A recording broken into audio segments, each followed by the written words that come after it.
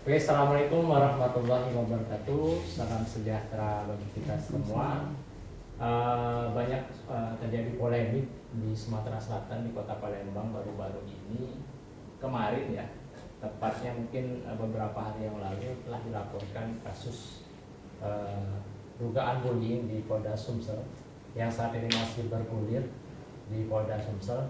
Nah, sebelum kita bincang-bincang tentang kasus bullying ya teman-teman sekalian, telah hadir di tengah-tengah kita narasumber yang juga fokus di dunia hukum dan juga akademisi dan ada Dewan Perwakilan Rakyat juga. Hari ini kita mengundang secara langsung ada 3 narasumber kita pada hari ini. Ada yang pertama Ibu Dr. Hajah Nurmala, SHMH, CRA. Jadi Ibu Nurmala ini adalah salah satu advokat senior yang juga wakil sekjen ya di PN Pradi di pusat. Jadi Bu Nurmala ini juga sering di kasus-kasus kelas kakap dan banyak kasus-kasus yang sudah dipegang oleh beliau. Kemudian yang kedua ada Bapak Antoni Yuzar. Ya, Bapak Antoni Yuzar ini juga seorang pengacara juga, Pak ya. Ternyata walaupun dia anggota DPRD Sumsel sekarang masih 2019 periode 2024, ternyata Bapak Antoni Yuzar ini juga seorang pengacara ya. Ya, ini rekan sejawat ini. Jadi Pak Antoni Yuzar ini juga telah hadir di tengah-tengah kita sebagai anggota DPR Sumatera Selatan. Kemudian ada Ibu Diana Putri Arini, salah satu akademisi ataupun psikolog klinis dari Universitas Katolik Musi Ceritas. Ya Bu ya, mungkin itu. Nah, mungkin untuk memulai bincang-bincang ini, mungkin Ibu Hajah Nurmalah ini bisa cerita sedikit tentang background Ibu sendiri dan bagaimana kiprah Ibu selama di praktisi hukum ini.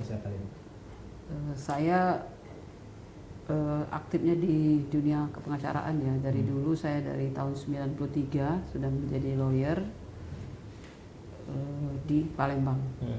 Jadi banyak case-case yang sudah ditangani, kecuali satu saya sudah membatasi, itu adalah kasus perkosaan. Itu saya menolak untuk perkara itu dari dulu ya.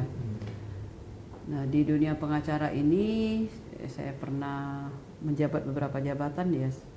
Sebelum ada Pradi itu namanya di beberapa organisasi dulu ada IKADIN, ada EP, ada SPI, ada 8 organisasi melebur jadi satu sejak lahirnya Undang-Undang Advokat ya. 2003 lahirnya Undang-Undang Advokat, diamanatkan selambat-lambatnya 2 tahun sejak diterbitkannya Undang-Undang Advokat, maka dibentuk Ada Tunggal. Maka saya bergabunglah beberapa organisasi itu menjadi namanya Pradi, dan saya waktu itu di anggota IKADIN, saya sempat menjadi sekretaris IKADIN ya. 2009 kalau nggak saya menjadi sekretaris IKADIN, kemudian menjadi wakil sekretaris Pradi Sumsel Palembang, kemudian wakil ketua Pradi Palembang, terus 2016 2021 lebih kurang 5 tahun 4 bulan saya diperpanjang jabatan itu menjadi ketua Pradi Sumsel, waktu itu sebutnya Palembang. Kemudian 2020 sampai sekarang menjabat juga di Wasekjen DPN Pradi. Nah, kalau ditanya kasus-kasus banyak yang sudah ditangani ya. Kalau kasus korupsi yang sempat viral di Sumsel ini, kasus mantan gubernur Sumsel Pak Resnudin, terus wali kota Prabu Mule, nah itu juga saya pernah. Yang belum, kalau yang kecil-kecil banyak ya, yang kayak kasus pembunuhan, yang lagi saya pegang sekarang itu benar-benar mengabdi, pembunuhan yang satu keluarga dibunuh itu saya juga yang pegang. Terus sekarang juga lagi pegang kasus yang korban ke rumah pacarnya meninggal, sudah jadi begitu jam 4 ke rumah pacarnya, jam 8 malam dikabarkan meninggal, itu dikatakan minum putas, minum racun, tapi hasil autopsi mengatakan tidak ditemukan racun di dalam. Nah, tapi sampai sekarang sudah naik sidik tapi belum ditetapkan tersangka. Saya lagi ini mengawal kasus itu sekarang. Semoga segera naik, ditetapkan tersangka. Karena sudah jelas bahwa bukan meninggal karena putas dan tidak ditemukan di dalam. hati atau lambung atau di tenggorokan nggak ada. Diduga karena lemas. Nah, itu lagi kita kawal sekarang. Oke. Itu mungkin perkenalan dengan Ibu Iya. Hajar Nurmala lumayan banyak sekali ya mungkin kasus yang ditangani, dan juga Ibu Nurmala ini salah satu advokat senior ya, bahkan sangat familiar di Sumatera Selatan ya Bu ya, walaupun sudah di pusat tapi masih balik lagi ke Sumsel ya. Sumsel. Iya, baik. Sekarang ada Bapak Antoni Yuzar ya. Selamat siang Pak. Bapak Antoni Yuzar ini juga aktif di advokat atau pengacara, dan beliau juga anggota DPR Pak ya. Mungkin sudah berapa periode Pak, mungkin saya jelaskan. Oh ya, terima kasih. Ya memang latar belakangnya sebagai advokat pengacara sama seperti Bu Nurmala ya, sejak tahun 90-an. Tapi setelah tahun 2009 saya ikut kontestasi di Pileg, itu diawali dari Kota Palembang. Jadi di Kota Palembang 2009 sampai 2014, mungkin nambah lagi 2014 langsung 2019, 2 periode di Palembang, 2019 dan sampai 2004 ini di Provinsi Sumatera Selatan, DPRD Provinsi Sumatera Selatan sebagai Ketua Komisi 1 DPRD Provinsi Sumatera Selatan. Ya. Jadi sudah mungkin Bapak ini background walaupun anggota DPR, tapi backgroundnya hukumnya masih kental ya. Tapi itu dari amanah undang-undang, mandatori undang-undang itu bahwa setelah jadi dewan tidak boleh lagi aktif di dunia hukum pengacara gitu, karena takutnya ada kepentingan. Jadi cuti posisi sekarang. Ya. Baik. Mungkin yang ketiga ada narasumber kita dari akademisi juga, ini dari ada Ibu Diana Putri Arini, salah satu dosen di psikolog Universitas Katolik dosen psikologi Universitas Katolik Musi Caritas. Boleh diceritakan Bu background pendidikannya ataupun hal-hal yang berkaitan dengan akademisi? Sebenarnya saya praktisi Pak. Praktisi ya? Sama sih, praktek juga. Saya psikolog berpraktek, sebagai izin praktek saya masih ada. Jadi mengawali karir sebagai konselor psikologi di Women Crisis Center di Yogyakarta, lalu melanjutkan studi, balik jadi psikolog di rumah sakit, dan itu di RSU Bantul, balik ke Palembang, di Palembang diterima menjadi dosen, tapi karena posisinya adalah dosen praktisi, sampai sekarang masih menjadi tenaga ahli di Kemensos, di Women Crisis Center, dan juga di bagian kepegawaian dalam rangka untuk analisis karyawan ataupun dalam rangka rekrutmen. Oke, kita langsung saja ke Ibu. Semakin menarik sebenarnya untuk Ibu Diana Putri, sebenarnya bullying itu seurgensi apa sih gitu kan? Bullying apalagi terjadi di lingkungan sekolah gitu. Bisa mungkin pendapatnya tentang hal itu. Iya, karena kan bullying itu kan sekolah itu kan sebenarnya tempat aman ya untuk belajar, untuk individu untuk mengembangkan potensi diri. Tapi hanya adanya pelaku dan korban. Ketika ada kekerasan di sekolah tersebut, maka ada suatu sistem yang keliru di sekolah tersebut. Saya mempertanyakan bagaimana pengawasan di sana. Apakah ada pihak sekolah di sana, ada tempat pengaduan di situ? Apakah ada aturan sebelum masuk sekolah mensosialisasi ini loh perilaku disebut dengan perundungan, kamu akan mendapatkan sanksi sekian kayak gitu. Nah, mekanismenya seperti apa? Apakah dijelaskan sejak awal kayak gitu kan ya? Nah, karena kalau misalkannya ada perilaku perundungan bahkan sampai menimbulkan kekerasan fisik keluar sekolah atau kematian, maka saya bisa berasumsi sistem sekolah itu tidak sehat. Baik. Kalau untuk mungkin sekolahnya sendiri Bu, mungkin yang terjadi di Palembang itu kan tingkat sekolah dasar ya. Memang biasanya terjadi itu apakah di level-level tertentu kan apa bullying ini, atau juga memang anak dini sekarang sudah bisa terkena bullying ya? Perilaku perundungan itu di mana saja. Bahkan kita di rumah juga ada perundungan. Ketika ada relasi kuasa yang tidak seimbang, ketika ada yang menjadi di atas dan di bawah seperti Ketika tidak ada aturan dalam dunia ini, pada dasarnya manusia akan menindas. Sifat dasar manusia pada dasarnya agresif, maka ada hukum di situ. Itu ya Bapak Ibu. Iya. Mungkin kita ke Ibu Nurmalah ya. Dari sisi hukum nih Bu, sebenarnya bagaimana sih sebenarnya bullying ini? Bagaimana kok bisa terjadi gitu ya? Apakah dari sisi hukum di mana nih kasus bullying ini sebenarnya pandangan? Sebenarnya kalau kita bicara bullying seperti dikatakan oleh Ibu Diana tadi ya, bullying itu adalah suatu tindakan agresif oleh yang pihak merasa superior terhadap pihak yang inferior. Biasanya pelaku bullying itu menganggap dia itu lebih hebat, lebih gagah, mau lebih segalanya. Dan umumnya pelaku bullying itu tidak sendiri, berarti berkelompok. Kalau bicara hukum bullying, sebenarnya kalau terjadi pada anak, ya udah jelas ya ada undang-undang perlindungan anak. Kemudian bullying itu sendiri kalau kita klasifikasi ya ada bullying fisik, ada bullying sosial, ada cyber bullying di medsos, itu bermacam-macam. Psikis ada juga itu. Nah, kalau bicara hukum, ya hukum sudah ada kita. Kalau terjadi pada anak, ya undang-undang perlindungan anak kan umumnya kan kalau dia menyangkut fisik, ya berarti kan ada kekerasan fisik ya. Ada juga kalau yang dia psikis. Biasanya kalau sudah fisik pasti yang terganggu juga bisa terkena psikis ya. Oleh karena itu hukum sudah mengatur undang-undang perlindungan anak. Cuma apabila terjadi pada anak-anak itu kan kalau dalam undang-undang perlindungan anak kan 18 tahun. Ketika dia di bawah 18 tahun itu biasanya diutamakan penyelesaian secara diversi kan.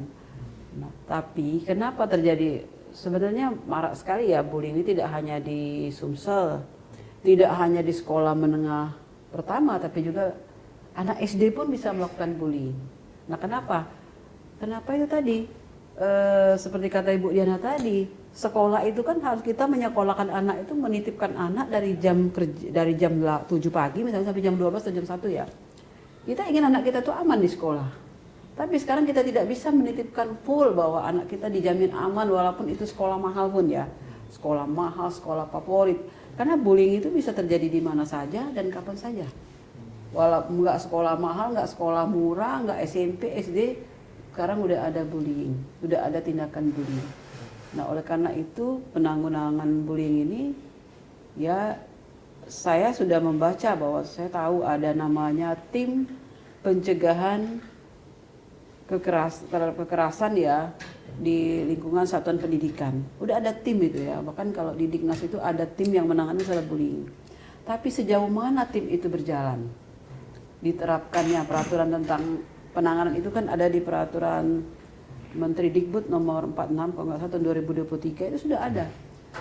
Nah, tetapi sejauh mana peraturan itu diterapkan? Dan kemudian di sekolah itu sendiri ya, nggak jaminan sekolah mahal, tidak ada bullying. Sekolah yang ada berapa murid dengan 2 guru dengan lengkap CCTV, kalau pihak sekolah sendiri tidak membuka diri dan tidak melakukan penanganan atau pencegahan tindakan bullying ini secara maksimal, itu akan sia-sia. Itu menurut saya ya.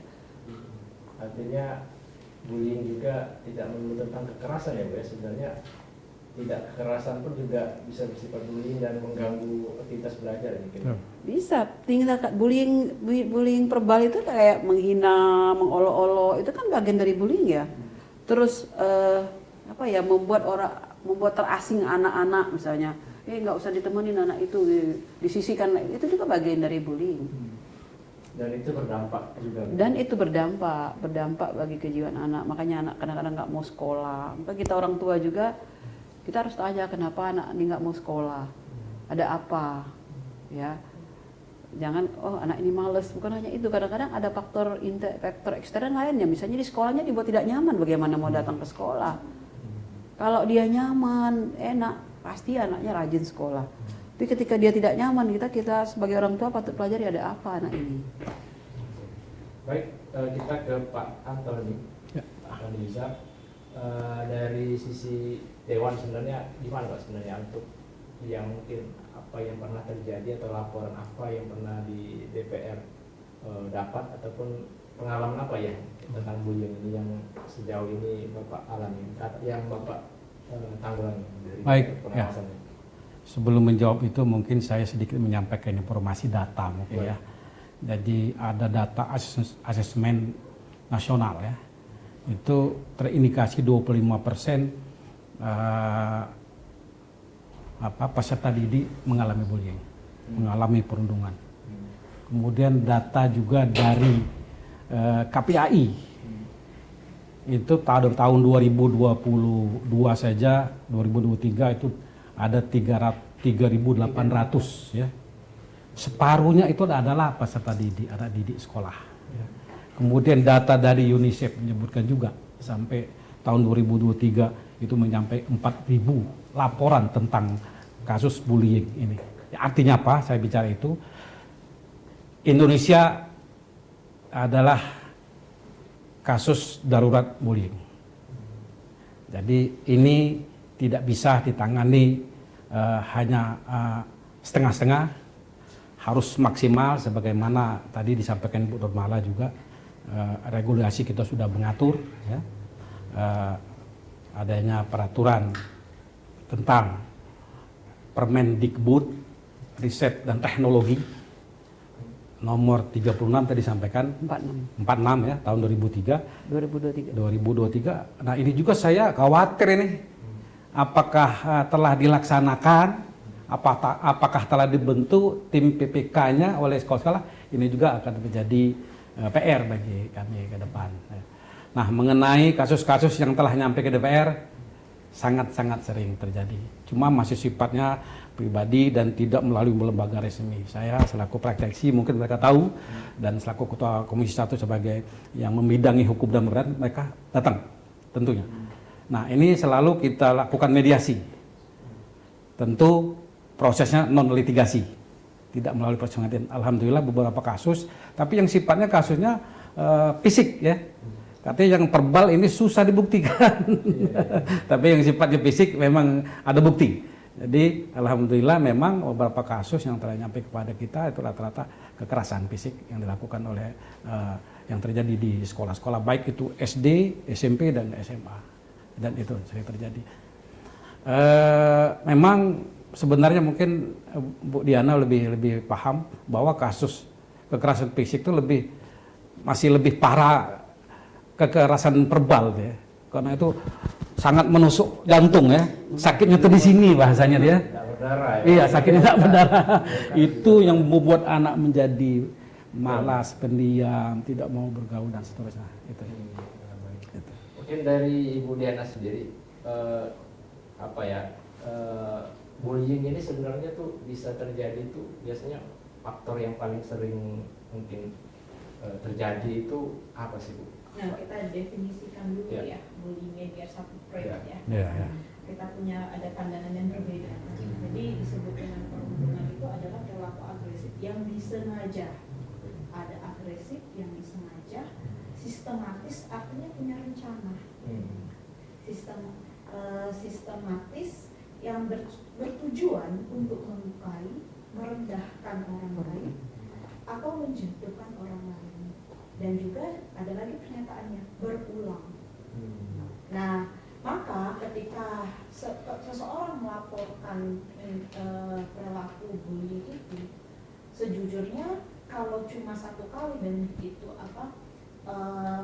anggaplah itu fisik ya, harus ditelaah dulu disengaja atau tidak, bertujuan atau tidak, gitu kan ya. Bagaimana ini adalah pertengkaran remaja. Nah gitu.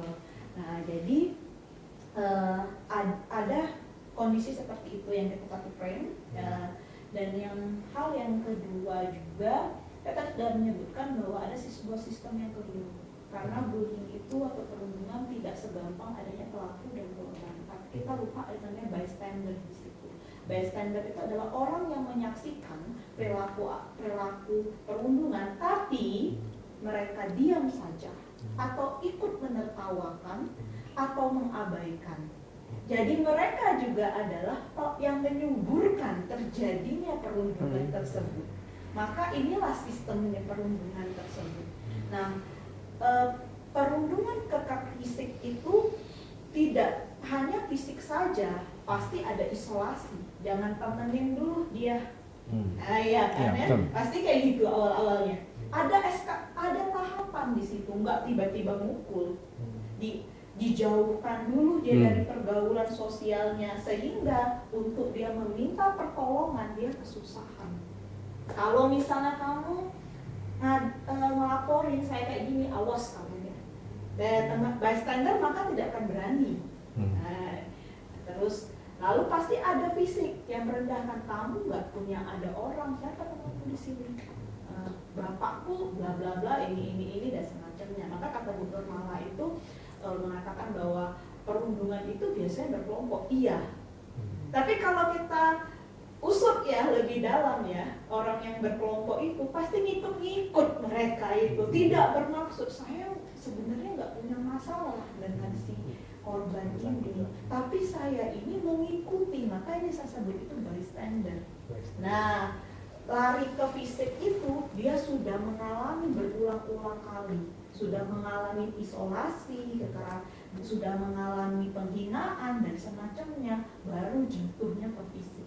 Kadang-kadang yang dilaporkan itu pasti fisik dulu, sudah nyampe luka dulu, sudah dia kecelakaan, sudah dia ada korban kerugian secara material tubuhnya kebakar atau semacam, baru dilaporkan. Tapi kan isolasi itu dia nggak ditemenin dan semacamnya, apakah dianggap sebagai perundungan?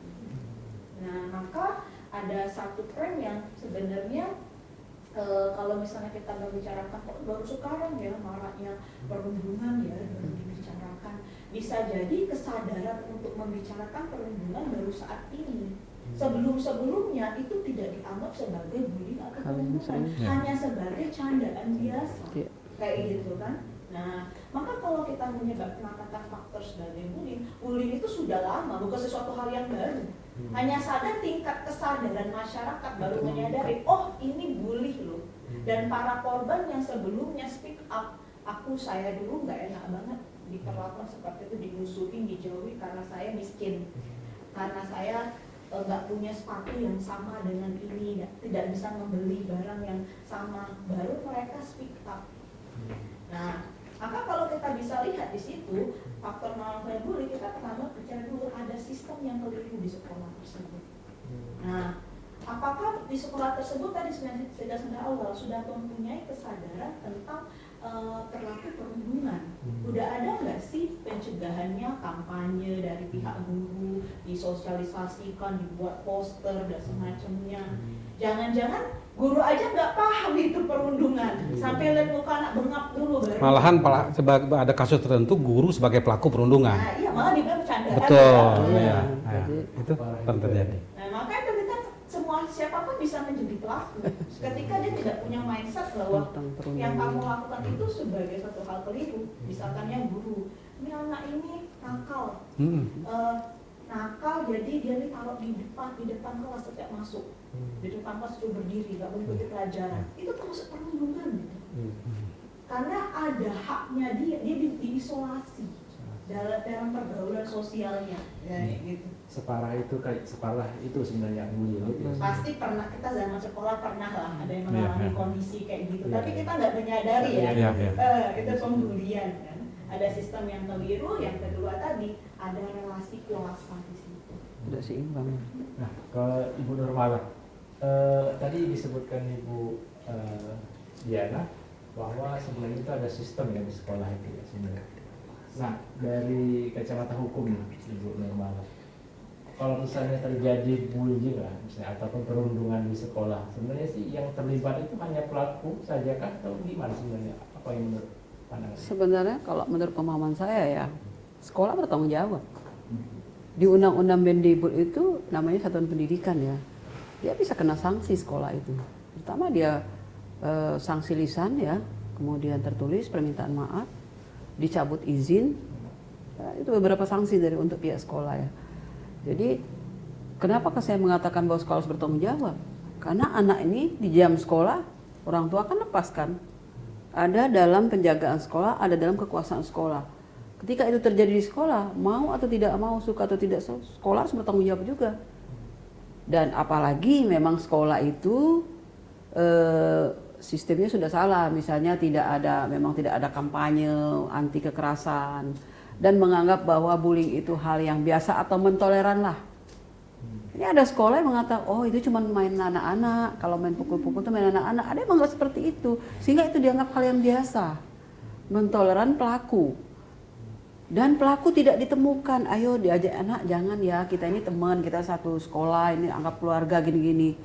Itu tidak dilakukan sama sekali. Kalau anak-anak diberi sanksi saja, tidak diberikan pemahaman, ya disuruh nggak sekolah, malah senang. Kadang-kadang ada anak yang nggak suka sekolah, malah senang dia nggak suruh sekolah. Nah tapi bukan itu sebenarnya. Bukan itu. Bagaimana pelaku dengan korban kita ajak dialog. Kemudian bagaimana guru-guru ya ikut membackup semua. Ini kalau kebanyakan seperti kata Bu itu setelah bengap, setelah ini ya baru terungkap itu. Padahal tidak mungkin terjadi itu, cuma hanya itu endingnya aja. Pasti sudah berulang. Nah sayangnya sebenarnya kalau sekolah itu sudah ada yang CCTV ya. Nah sekarang apa fungsi CCTV itu kalau tidak difungsikan, cuman hanya pajang aja ada CCTV. Kalau saya menyarankan CCTV itu bila perlu dievaluasi, itu kan entah kalau di rumah saya kan 1 bulan itu baru hapus ya. Itu bisa kita cek misalnya 3 hari sekali cek. Itu kalau anak tidak melapor, CCTV tidak dikontrol, nggak tahu kalau ada perundungan atau bully ya. Kan dia nggak pajangan itu. Makanya saya mengatakan bahwa mau tidak mau sekolah harus diberi sanksi. Jadi seperti kata Ibu Diana tadi, sebenarnya bullying ini ibarat gunung es ya. Jadi di atasnya kayak tenang, di bawahnya sama kayak kekerasan rumah tangga, itu kayak gunung es. Banyak sebenarnya mengalami kekerasan, tapi yang berani speak up, berani membuka sedikit sekali. Begitu juga kasus bullying. Bahkan ketika kita mendamping, itu terlalu dibesar-besarkan, itu mainan anak-anak. Bukan mainan anak-anak. Kalau itu dianggap toleran, itulah terjadi bullying berulang-ulang. Terus itu tadi pelakunya kadang-kadang tidak hanya murid sama murid ya, bisa juga guru.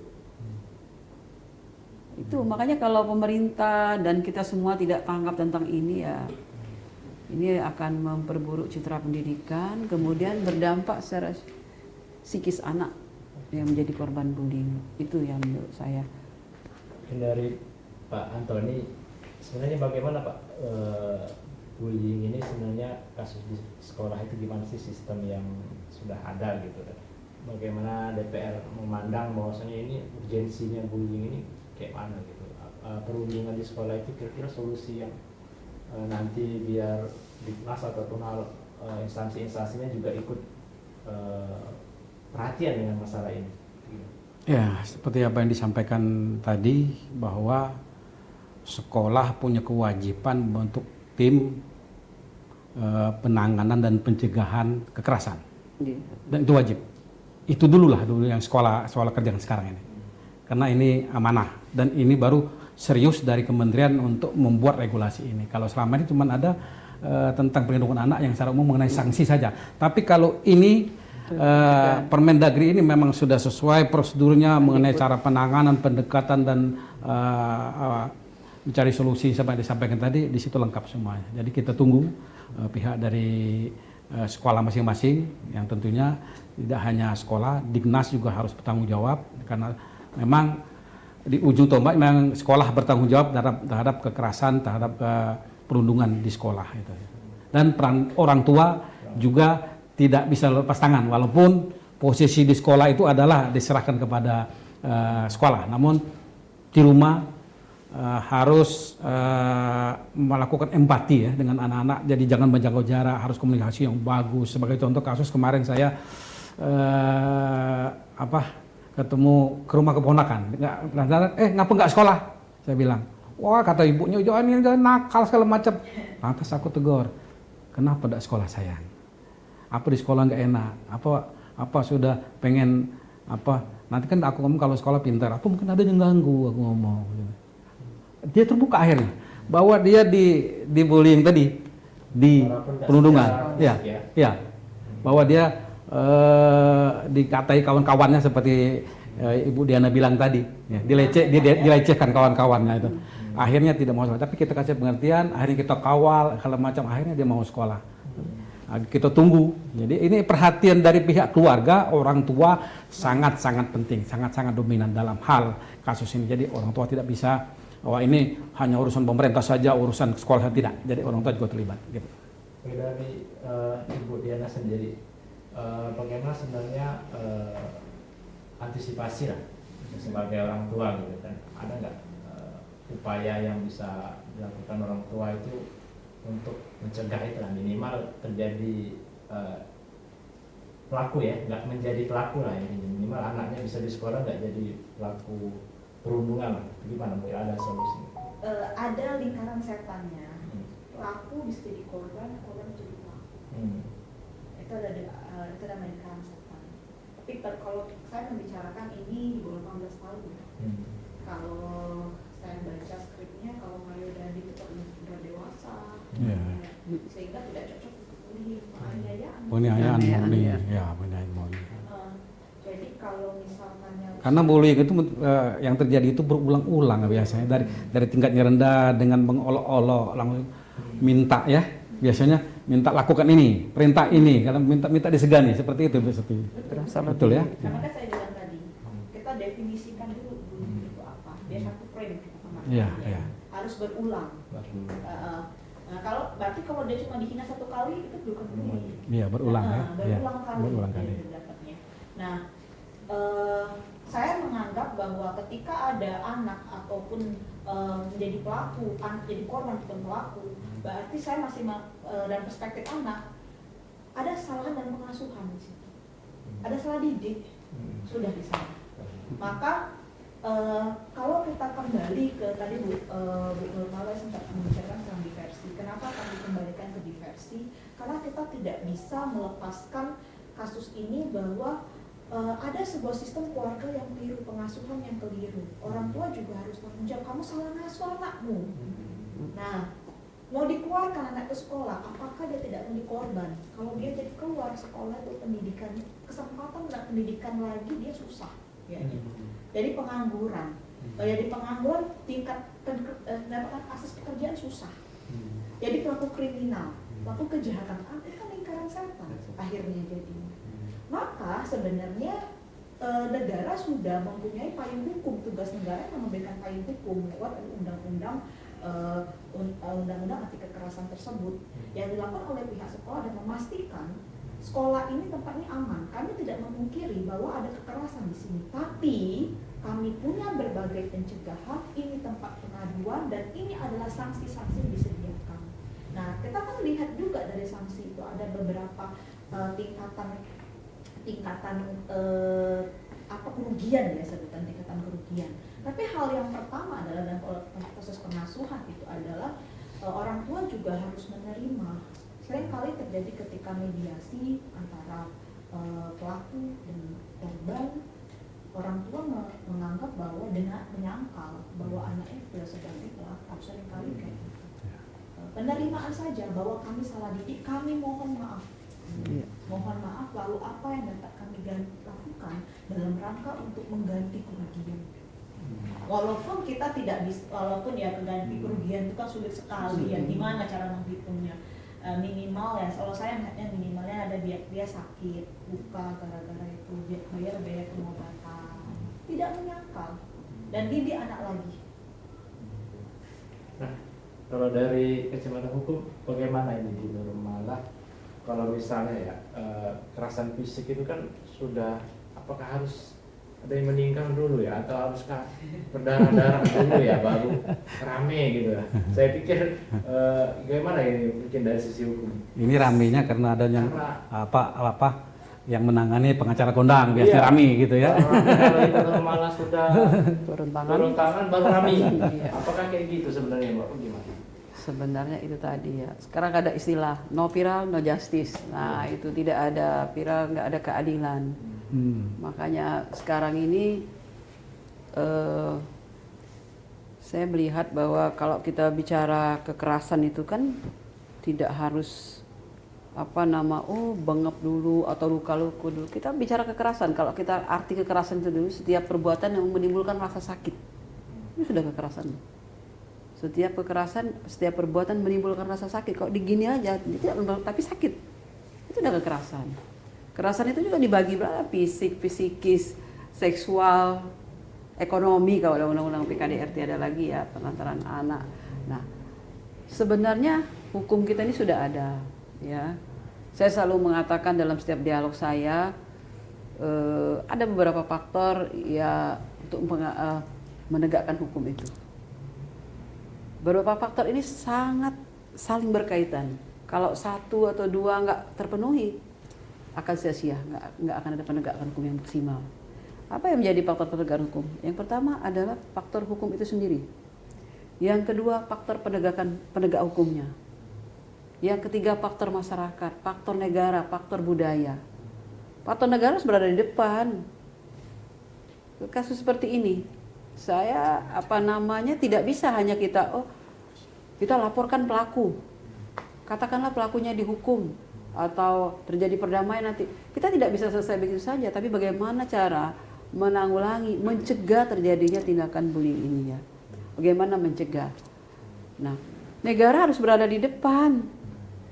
Melalui Diknas, melalui kementerian, jangan kita melapor, nggak ditanggapi, nggak direspon.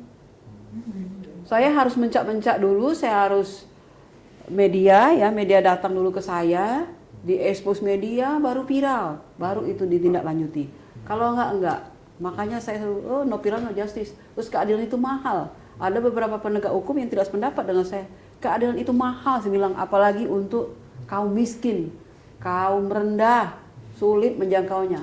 Ibarat barang mewah yang sulit dijangkau. Saya mengatakan itu. Karena saya pernah pegang pejabat, saya pernah pegang pengusaha, pegang perusahaan, tapi ketika membela orang kecil, membela orang miskin, saya harus koar-koar, saya harus urat leher saya itu, darah tinggi saya naik, ya.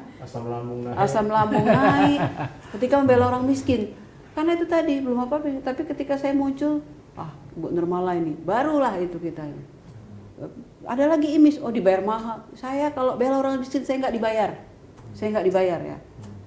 Kalau zaman dulu, zaman sama Pak Antoni ya, sama-sama setelah saya jadi ketua Pusbakum beliau meneruskan. Kita cari nama, cari jam terbang. Kalau sekarang saya cari amal, kalau membela kasus-kasus. Kalau lagi viral saya tampil itu, saya nggak dibayar. Nah, hukum kita ini sudah ada, tapi kalau penegak hukumnya nggak jalan, nggak objektif, nggak kredibel, sia-sia. Negara juga diam saja, seperti kasus judi online, penipuan online ya. Penipuan online, satu klik bisa menjangkau dunia. Ketika kita melapor penipuan online, korban udah nggak punya uang. Pelakunya di luar negeri, gimana kita mau nangkap? Mau keluar lagi ongkos keluar negeri, pelakunya di Kamboja atau di mana? Nggak mau berangkat, nggak punya duit, penyidik kan? Nggak tegak juga. Jadi beberapa faktor itu harus menjadi satu, barulah hukum itu tegak sebenarnya. Dan hukum sudah bagus, tapi penegak hukum nggak kredibel, percuma. Dan ini sudah ada aturan hukumnya. Sekarang dengan peraturan Mendikbud yang baru ini jelas loh sanksinya terhadap sekolah. Satuan pendidikan namanya itu. Ada pendidik, ada ini jelas di situ di undang-undang itu bahwa ada sanksi. Nah, saya berharap di Sumsel ini ya, itu tadi jangan mementingkan nama baik sekolah. Tolong jangan diekspos, tolong jangan, malah mengancam kita. Apabila ini keluar akan berhadapan dengan sekolah, itu yang saya sangat tersinggung. Ya, berarti sekolah hanya mementingkan nama sekolah, tidak mementingkan kepentingan korban. Kalau mendengar kasus yang baru-baru ini, itu yang terjadi.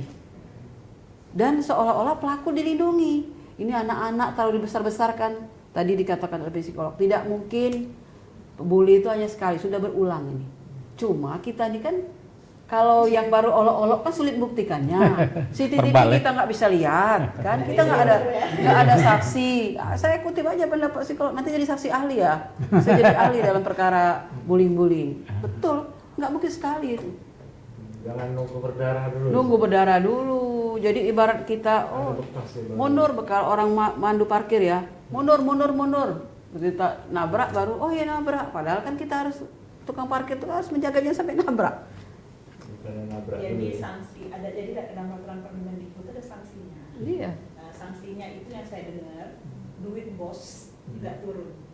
Kalau di universitas, sanksinya adalah kalau misalkannya sekolah, tapi kalau perguruan tinggi tidak bisa memastikan bahwa rasa aman pada peserta didik dan teknik dan pengajar itu tidak terciptakan di sana, maka kalau mau akreditasi Nggak bisa naik. nggak bisa naik, Nggak bisa stuck. naik, stuck. Itu Sih terus. terjadi beberapa, ada salah satu universitas di Palembang itu stuck. Jadi nggak main-main ya Harus sebenarnya. selesai dulu perkara Iya. hukumnya, baru kamu mau mengajukan. Oke, kalau Pak Antoni mungkin closing statement lah Pak, Iya. dari DPR sendiri sebenarnya bagaimana sebenarnya kasus ini? Apakah siap menerima aduan atau gimana sih langkah mudah ya mungkin bagi mereka yang mungkin kalau kasus yang nggak terlihat kan susah dibuktikan Iya, ya Pak iya, ya. iya. Tapi yang kayak gini misalnya sudah ada bekas lah sampai tidak mau sekolah, bahkan mungkin dia mengalami kekerasan fisik, itu gimana sebenarnya dari DPR? Baik, ya. Tentunya dalam hal ini dari DPR ya selaku lembaga akan menyikapi dengan serius terhadap kasus-kasus ini. Apalagi ini kasus ini sudah saya katakan tadi darurat bullying bagi Indonesia. Jadi kami akan menyikapi, tentunya ini akan kita bawa dalam rapat-rapat komisi. Dan juga saya berjanji akan menyampaikan kasus-kasus ini bullying ini agar ditangani oleh pihak pemerintah, sekolah dan yang berkompeten di rapat-rapat paripurna. Jadi ini adalah fungsi daripada DPRD. Fungsinya ada 3 sebenarnya. Ada fungsi legislasi, membuat perda, nah kemudian budgeting, penganggaran dan controlling. Nah, controlling ini perlu melakukan pengawasan, melakukan evaluasi dan seterusnya. Dan amanah daripada Permendagri itu juga mengamanahkan pada pemerintah provinsi dan kabupaten membuat tim ini juga, tim PPK ya, tim penanggulangan dan penanganan kekerasan. Jadi biasanya ini lalai, baik pemerintah provinsi maupun kabupaten biasanya lalai membuat ini. Ya, tambah lagi yang ke bawah lagi ke sekolah. Aku tanya ada beberapa sekolah, katakan 2 ada saya telepon, paham nggak mengenai TPP? Nggak tahu, berarti di sekolah mungkin belum bentuk itu. Belum. Padahal amanah daripada regulasi itu 6 bulan setelah diundangkan. Nah, ini diundangkan pada bulan Agustus. Setahun besok berarti sudah, bukan 6 bulan lagi. 2020. Gitu kan? Iya. Jadi ketidakpengertian ini kalian. Ya, Pak, apakah misalnya sebenarnya ada terjadi ada tidak sinkron antara informasi dari pusat ke wilayah? Karena kalau di universitas kan juga kan pernyataan dari ke Pak Menteri, Mas Menteri kan tahun 23 tentang Satuan Kekerasan Anti Kekerasan Seksual. Nah, di tahun 2024 itu dari 116 perguruan tinggi swasta yang ada di Sumatera Selatan yang baru punya itu cuma 3. Ya. Gitu kan? Nah itu ya. Agustus itu mereka akhirnya pihak Dikti berusaha 70% mereka itu harus ada, 100% di bulan Desember. Nah, maksud saya apakah mungkin ada ketidaksinkronan ya dari pihak lain? Saya nggak tahu ya ada informasi itu. Iya. Itu sepertinya sudah dapat terjawab, boleh dikatakan pasti karena tidak sinkron atau tidak kepahaman daripada itu mulai dari mana Pak? Apa nggak dengar ini semacamnya?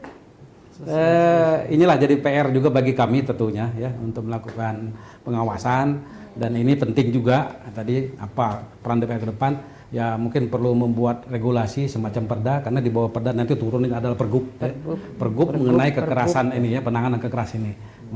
Mungkin dengan insya Allah dengan banyaknya penegasan aturan, kalau aturan umum kadang-kadang banyak yang diabaikan, mungkin ini lebih khusus, lebih spesialis ya. Karena perda adalah merupakan hierarki daripada perundang-undangan ya. Jadi dari bikin perda itu juga bisa dibikin usulan daripada pihak eksekutif, dan juga bisa ada hak inisiatif daripada DPR. Jadi perda inisiatif bahasanya bisa ini. Jadi ini PR tentunya bagi kami DPR akan menindaklanjuti ini. Tadi akan ada rapat komisi disampaikan, kemudian rapat paripurna, dan ini juga akan insya Allah akan diusulkan dalam program legislasi daerah, Prolegda bahasa seperti itu, akan dibahas di Badan Bapemperda, Badan Pembentukan Peraturan Perundang-undangan Daerah. Oke, baik, kalau closing statement dari Ibu Nurmala, sebenarnya gimana Bu dengan adanya kasus bullying? Apakah sekolah bagaimana gitu, peran sekolah atau orang tua ataupun hal-hal yang mungkin sebenarnya bisa ditanggulangi nih masalah? Iya. Jadi sebenarnya tadi di sini di sebelah kita ini ada anggota DPR ya. Saya bersyukur jadi sama-sama narasumber dengan anggota DPR. Sebagai dengan fungsi DPR sebagai lembaga kontrol sosial bisa juga ya. Jadi selain legislasi tadi ya. Controlling pasti itu. Controlling itu. Nah jadi ketika melihat hal-hal yang ini kan sudah viral ya, kasus-kasus bullying sebenarnya banyak, bukan hanya di Palembang. Betul. Saya membaca di Empak Lawang, di Tanjung Pinang ada beberapa ya, bahkan sampai berdarah-darah. Nah itu jangan menunggu orang mengadu saja menurut saya. Kita melihat ada di depan mata sebagai fungsi kontrol, panggil ya sekolah, apalagi memang tidak ditindaklanjuti laporan itu, misalnya melapor ke polisi begini, melapor ke pihak sekolah begini. Nah tanpa harus menunggu mengadu, saya nggak tahu ya di DPR itu bisa nggak dipanggil sekolahnya, dipanggil sekolahnya di ini. Di samping itu juga kalau ada aturan jangan seperti tidak sinkron menurut pendapat Bu Diana tadi ya. Makanya peraturan-peraturan itu perlu sosialisasi. Kayak kita kemarin sosialisasi undang-undang PKS kekerasan seksual. Kayak ini saya nggak tahu peraturan tentang Mendikbud ini bahwa sekolah punya kena sanksi loh kalau ini ya. Satuan pendidikan, pendidik ada sanksinya. Ini saya nggak tahu sudah disosialisasikan apa belum. Nah ini perlu sosialisasi, perlu sosialisasi aturan-aturan, perlu sosialisasi bahwa anti bullying tidak boleh. Saya nggak tahu, saya tahun 2024-nya ada 2 sekolah yang saya ngasih penyuluhan tentang bullying dan HOA ya. Ada SMP 10 dan SMP 9. Kebetulan saya punya lembaga bantuan hukum, saya buat program kerja ayo yang menyentuh masyarakat, menyentuh pendidik, menyentuh anak-anak. Ada 2 sekolah. Jadi pertama, tegakkan aturan ya, laksanakan aturan sesuai bagaimana mestinya. Kedua, lakukan pencegahan. Kalau bisa jangan sampai terjadi bullying itu.